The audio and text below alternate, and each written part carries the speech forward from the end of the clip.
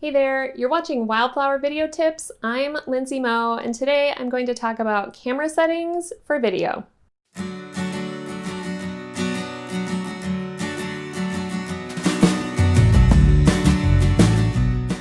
The right camera settings can help set you up for success with your recipe videos.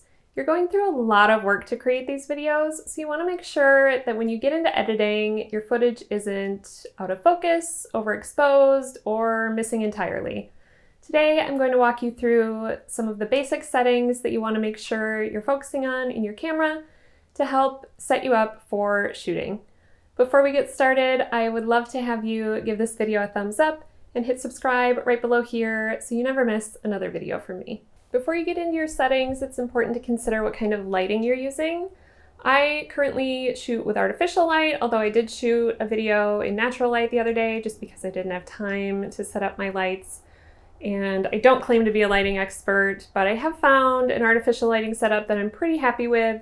So if you want to check out what I'm using, you can click on the link right above here and go see that. You want to consider, if you're shooting in natural light, the weather where you live will really affect this, whether it's darker or brighter, and the light might change throughout the course of your shoot. So this can be really difficult to deal with in editing. For the most part, I prefer not to keep my camera set on auto, with the exception of maybe focus, which we'll get into in a minute. But this is because the things you bring into the frame, like food, can really change the way your camera sensor picks it up.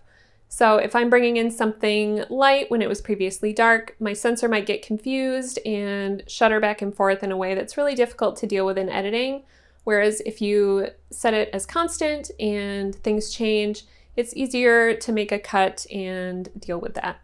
Before you start shooting, make sure your battery is fully charged and you have a memory card inserted, preferably one with a high storage capacity because video takes up a lot of space. I format my card every time before I shoot. Just, if you're going to do this, make sure that you have removed any previous images or video from the card that you'll be needing, because it will erase anything on the card when you format it. As I mentioned, focus is kind of up to you.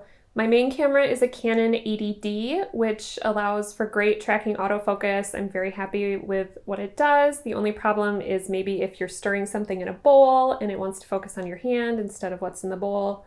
But I find it does a really great job, and especially with a talking head like this that I'm shooting right now, it does a great job of focusing on me, and I don't need to set that up.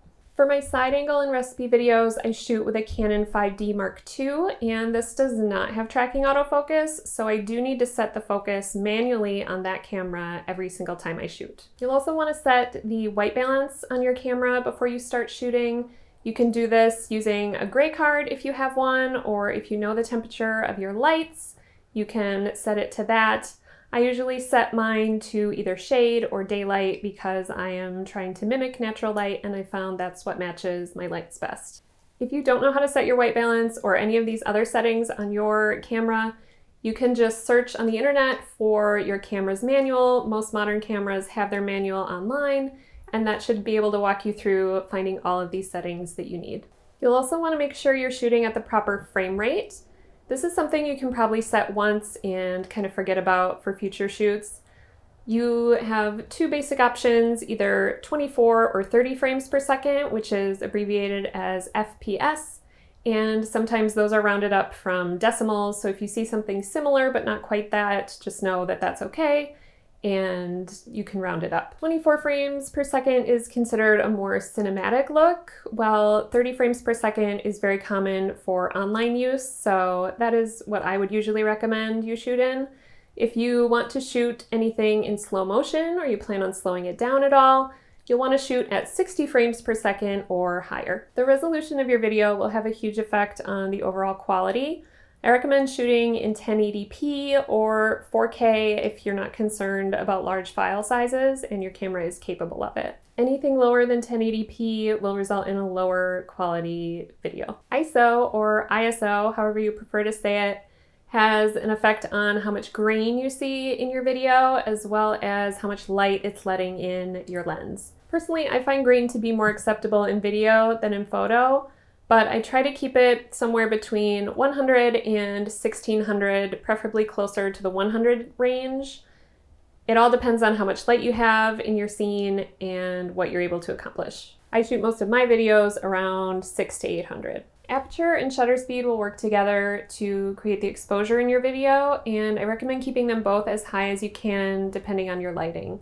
However, I've never been able to set them that high with my personal lighting setup. I'm usually shooting around an f4 or 5 and a shutter speed of about 100. For Aperture, I would recommend not going below f4 just so you can keep most of your food in focus. And for shutter speed, I wouldn't go below 1/30th of a second just to avoid motion blur. A good rule of thumb is to set your aperture and define your shutter speed, double your aperture number, multiply it by 10, and that will be your shutter speed. For example, if I was shooting at an f5, my shutter speed would be 1/100th of a second.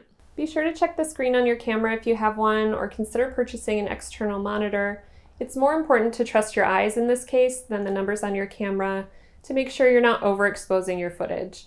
Personally, I prefer to underexpose by a little bit rather than overexpose because I find it easier to bring more light in editing than to remove it and bring back the detail in highlights. If you're shooting video on your phone, you may not need to worry about these settings since the default camera usually doesn't have so many options. But you also have the option to use an app like Adobe Rush, which gives you more control over your frame rate, shutter speed, and aperture. That's it. I hope this helps you understand the settings in your camera and how they relate to video. If you have any other questions, please leave them in the comments below, or head over to our Facebook group, which is created for recipe video creators just like you. Thank you so much for being here. Before you go, I'd love for you to give this video a thumbs up and hit subscribe right below here so you never miss another video from me. Thanks again so much, and I'll see you next time.